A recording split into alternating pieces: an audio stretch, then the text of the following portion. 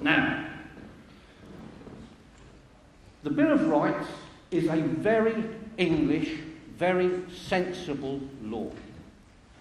And the sensible bits of the Bill of Rights, as I say, we can trace right the way back to Alfred the Great. Chief Justice Blackstone, in 1765, when he wrote his commentaries on the laws of England, was actually writing about laws which had been on our statute books one way or another since Alfred the Great, and clear beyond, because our freedoms in Alfred's day were actually the freedoms of the Saxons from Saxony and Germany. They were all individual people. They didn't have kings. The only time the Saxons had a king or a general was if they were going to war with somebody. And then they would elect somebody and say, you can be general this week, Harry, and off they'd go and fight their war. If he was good, he might get elected for a second battle somewhere else. If he wasn't, well, then he was put back in the stables and they get somebody else. Now, that's what's being betrayed. All of that history, all of that constitutional law, and constitutional law is law which has a higher value. We all know that if you drive your car down the Euston Road at 40 miles an hour, you get a fixed penalty ticket from that camera that they got out there. That's a statute law. Statute law cannot be used to repeal a constitutional law, because constitutional law is the highest form of law, and it is cast in stone. Parliament, when they legislate, are required to legislate within the confines of our Constitution. Now, they're not doing that. They're not doing that.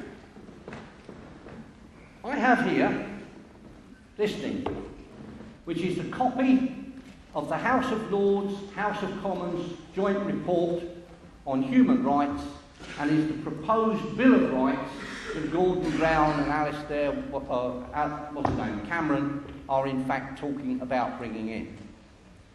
Now, it starts out well enough. It says you will keep all of your existing rights and freedoms. But it all goes wonky on page 106. Because 106, paragraph 4, says that there will be a legislative override. And that Parliament, by passing a bill through Parliament, can in fact remove any of our rights and freedoms. That's what it says. You can see it. It's here. I'll pass it around. If somebody wants to come and get it, you can wander it round and you can look at it while I'm talking. But basically, you want to come and get it? Page 106, paragraph 4. See, I'm not worried about you seeing what I tell you as being the truth, because you can look at it yourself. Now, Parliament, if they try to implement that, are legislating outside the bounds of their authority. But in fact, they started to do that a long, long time ago. In 1910, Asquith wanted to put a finance bill through the House. And the House of Lords chucked it out. Said, no way, you're not doing it. So Asquith said to the Lords, if you don't agree to pass this bill through, then in fact what we will do is we will put 500 new peers into the House of Lords, and they will come in and they will vote for its abolition. Now, I don't know what the Lords in 1911 were made of, but I know if I had been one, I'd have said, come on boys, we're all off down to Buck House. And I'd have grabbed up the king by the goolies and I'd have said to him, when you get these letters patent delivered to you, you will reject them. Because if they can't get the letters patent signed, they can't go into the House of Lords, they can't join the House of Lords, they can't vote for its abolition, and they cannot destroy a major protection placed there by our forefathers in our Constitution. But the House of Lords buckled at the knees and said, OK, we'll pass it through. And it went to the King, King Edward VII. And the King Edward VII said, I'm not signing this. It's unconstitutional. It destroys the balances within the Constitution designed to protect my people. I'm not signing it. You have to go to the country. Well, shortly after that, Edward fell ill and he died.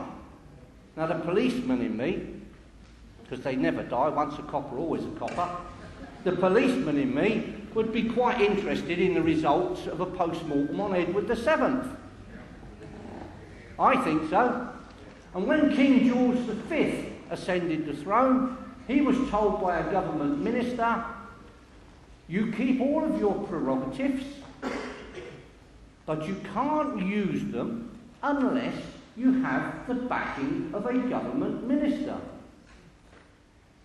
Nowhere in any of our constitutional documents does it say that. What happens is, we elect a king. We elected Alfred the Great, and it's been more or less the same ever since.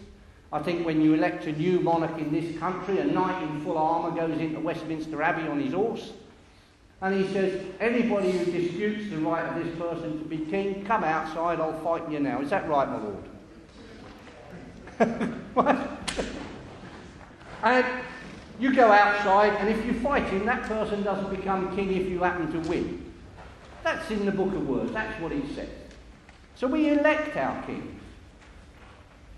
And when we get our kings, because the will of the people is supreme over the Constitution and Parliament and over the sovereign,